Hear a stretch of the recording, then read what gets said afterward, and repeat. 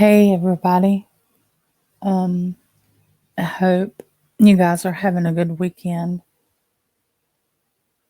So I decided to do this, excuse me, I decided to do this as just a pre-recorded video instead of live. All right, we're going to get right into it. Probably the most horrific of all crimes is the family annihilator.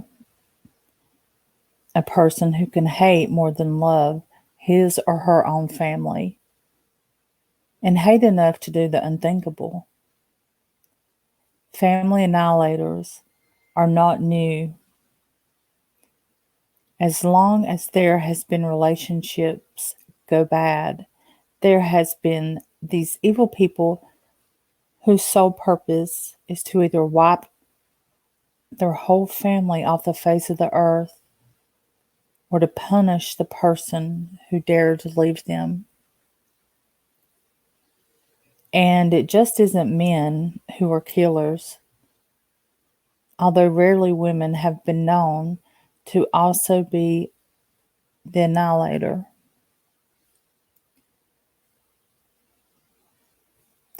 David Wilson from the Birmingham City University did a study on family annihilators and said a reason for the increase could be that it seems to come down to shame.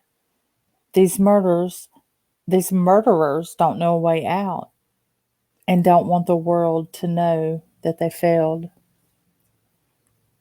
Here are some key characteristics of a family annihilator. 55% of all family annihilators are aged in their 30s. Family annihilators are more likely to be a Caucasian male. The family annihilator is usually the father, son, or brother of the victims, or a combination. The children of the family annihilator are often too young to yet be in school. Usually, they have no criminal history or history of mental health issues. They have a high profile or high paying job. Death is often carried out in a violent manner: shot, gun, knife, hammer. The killer will often ensure escape routes are cut off in advance. Here's a fact: 20% of all types of family annihilation occur in the month of August. Okay, here are some keys that may drive an attack: expulsion from the family home, a real threat of separation, alleged or perceived infidelity, access to children, to be free of their family so they could take up with a mistress, to hide financial problems, spending on a mistress or gambling problems, the burden of a new pregnancy, and additional children that they cannot afford or do not want to raise, not being mentioned in a will. Here's another fact: 81% of family annihilators will attempt suicide after the act. Okay, there are 4 categories of the family annihilator. There is the self-righteous family annihilator. The self-righteous family annihilator is the most common. They often hold the wife responsible for the breakdown of the family unit. They are often overdramatic and tend to choose and carry out their murders on dates that are important to the family. They tend to be unsure in their roles as a provider in the family and are threatened by their wives' careers or financial windfalls. Okay, the second type is the disappointed family annihilator. The disappointed family annihilator believe that they have done right by their family, but the family has not done right by them. For example, a child can come out as gay or opposite the family's religion. Honor killings are placed into this category. Number 3, the anomic family annihilator. Anomic family annihilators see the family as an extension of their own success. So if the success eludes the family, bankruptcy, or public scandal, the family is no longer serving this function. Number 4, the paranoid family annihilator. The paranoid family annihilator sees a perceived threat to the family and feels they are protecting them by killing them. Examples are that the children will be removed by the legal system, or they will not gain access to the child after the divorce. Here's another fact: 49% of family annihilator murders happen on the weekend, usually on a Sunday. We are going to look at 3 cases that are maybe some people have not heard about. The first one is Robert Ferguson. That's going to be the first one we look at. And this is Robert Ferguson and his 3 children.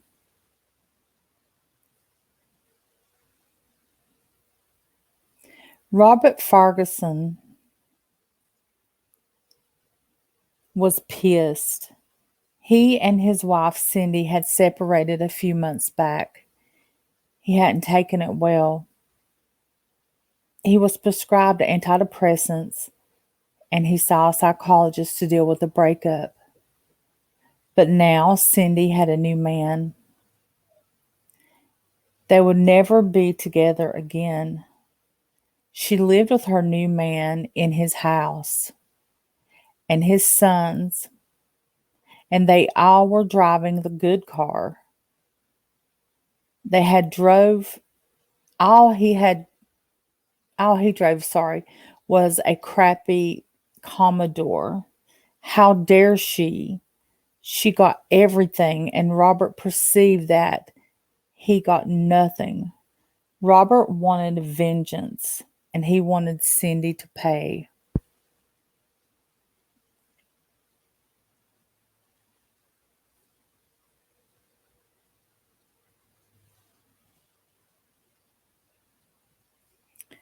On Father's Day in 2005,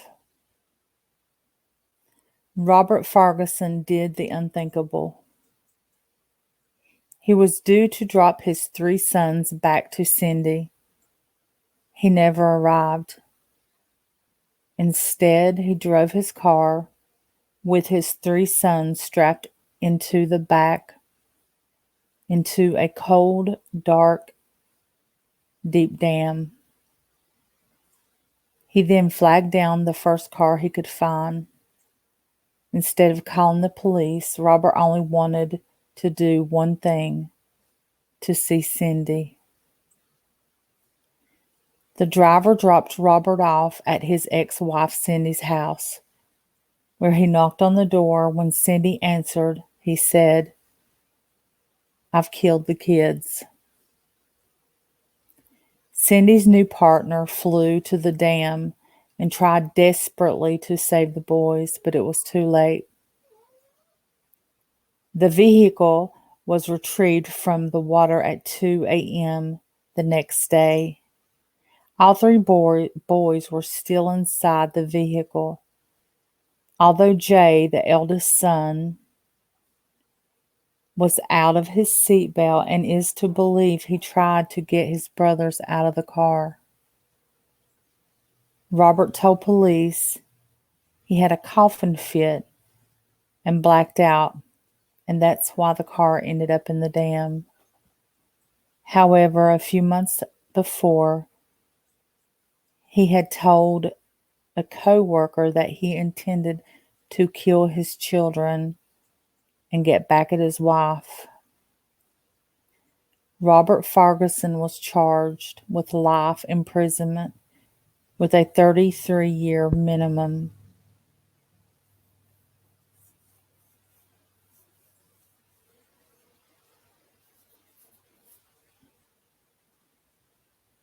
There's those three precious little boys. You know, this reminds you of the Susan Smith case. Oh, wow.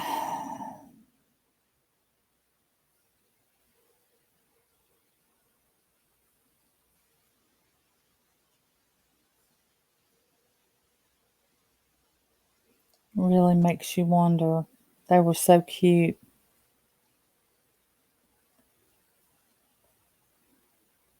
Okay, we're going to look at John List now.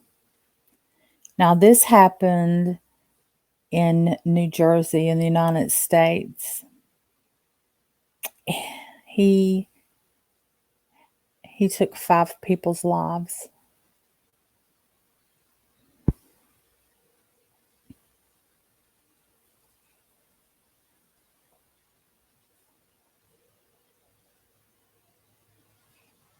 And that's where they lived.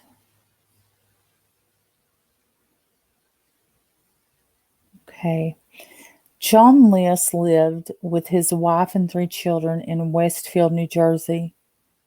John worked as a laboratory technician and had a master's degree in accounting. In 1965, he accepted the position of vice president and comptroller at a bank. The lucrative position allowed the family to move into a 19-room Victorian mansion in a swanky area. Helen, John's wife, had been a long-term alcoholic. When they moved, John's mother, Alma, also moved in with them as she needed additional care.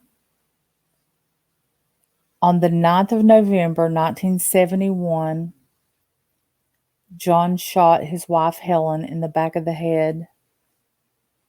He then shot his mother through the eye. When his children arrived home from school, he showed each of them, and this is a mistake in this article. It says he showed, but it means shot. He shot each of them in the back of the head. John made himself some lunch and then went to his employment to close his bank account and that of his mother's. He then went to watch his eldest son, John Jr., play a soccer game at his school. Once he had driven his son home, he shot him repeatedly in the chest and the face. The bodies were all placed in the ballroom of the mansion, except for his mother, who he moved into the attic. He penned a letter to his local pastor explaining that he saw too much evil in the world and he killed his family to save their souls. John then removed his face from every photograph in the house, meticulously cleaned the crime scene, and disappeared. Wow. He killed the wife and all 3 children, plus his mother. The bodies of the family were not found until a month later. This was due to the fact that John had stopped the milk and newspaper deliveries and had advised the kids' school that they would be away for an extended period of time. The neighbors finally called the police when they noticed the lights in the mansion were on both day and night, with no signs of movement. Police found John's car in the car park of the airport in New York. There was no sign of John for the next 18 years. Wow. You see, John had changed his name, changed how he looked, and moved to Denver, Colorado. He married a woman and settled in Virginia. Wow. When the case appeared on America's Most Wanted in 1989, a neighbor recognized the comfit of John and called the police. A fingerprint match proved his identity. When the case went to trial, List said that the pressure of having a wife with alcoholism, financial difficulties, and losing his prestigious job at the bank had all contributed to his actions. To hide the fact he was unemployed from his family, he spent his days in a train station. His wife, Helen, had also contracted syphilis from her first husband and had pretended to be pregnant to trick him into marriage. The untreated condition had turned an attractive woman into an unkept, paranoid recluse. The court psychiatrist testified that John List had obsessive-compulsive personality disorder. He was convicted of 5 counts of first-degree murder. List died in prison at the age of 82.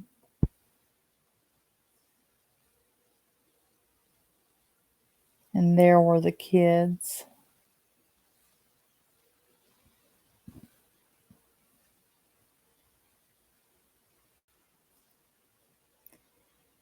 Okay, the last one we're going to look at is another John Sharp. And this was in Morgantown, Australia. And the victims, 3 victims. Okay. John Sharp and his wife Anna had been arguing. They were arguing a lot lately. Anna was pregnant with their second child, but John didn't seem to care about the pregnancy. He didn't attend the ultrasound and hardly even murmured a response when Anna told him the sex of the baby. John had struggled with the birth of their daughter Gracie a few years back. Gracie had a hip dysplasia, which meant she had to be strapped into a corrective harness. This made Gracie irritable. She cried a lot. She had trouble eating and trouble sleeping, to the point where Anna had to seek professional help. John was disillusioned by both his wife, who wore the pants in the family, and his child, who did nothing but cry. He didn't want another child, so he took care of it. In 2003, John Sharp went down to the local fishing supply store and bought a spear gun. He spent hours in the backyard firing the gun, practicing, learning how it worked. He hadn't shown any interest in spear fishing before. Wow.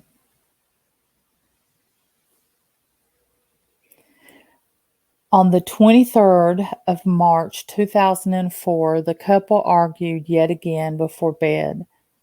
John casually got up, retrieved the spear gun from the shed, and fired it into his wife's temple. But she didn't die. So John fired a second spear into Anna's head. This one had the desired effect.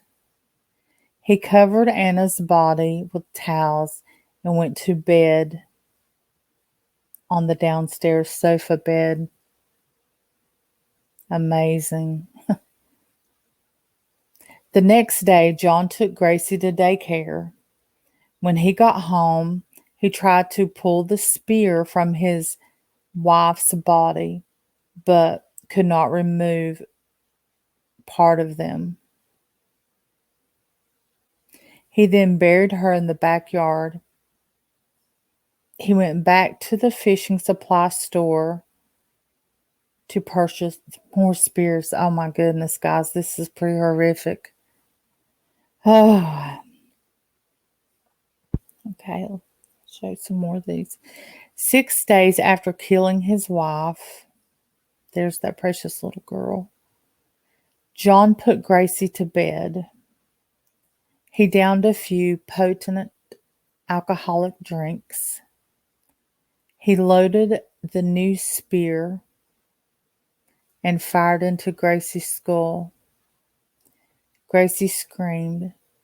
John went running to grab 2 spears he had removed from his wife, and he fired into Gracie, but she was still alive. So he pulled one of the spears out of Gracie and again shot the spear into her head. He bundled her body into a garbage bag and disposed of her body at the local transfer station. Guys, this is crazy. Evil. John then pretended that Anna had taken Gracie and gone to live with Anna's new lover. Anna's family were suspicious. It wasn't like Anna to never call.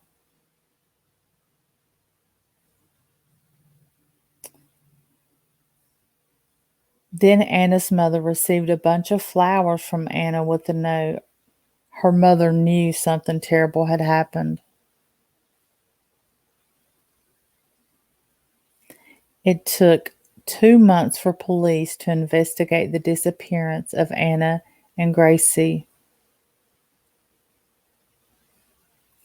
Finally, after multiple police interviews, he admitted to the murders of Anna and her unborn child and their daughter Gracie. John Sharp told police he had killed Anna because she was moody and irritable and tended to be controlling. He said their marriage was loveless.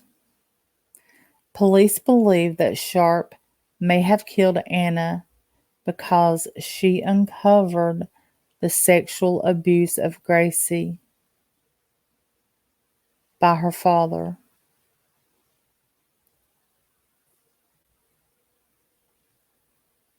Basically, what that's saying is the wife figured out Gracie was being abused by this monster, her father. The bodies were recovered, and Sharp was sentenced to 2 consecutive life terms of imprisonment. He resides in protective custody due to an ongoing threats of harm by other prisoners.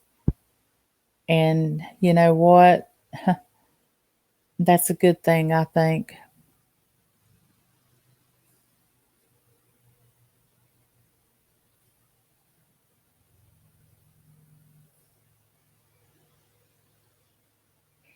Well, wow, these were pretty intense stories. You know, I think about the family annihilators and I think to myself, do these women that go through this, and then sometimes the men, it said there are some female family annihilators. Do they see red signs at all? Do they see the red flags?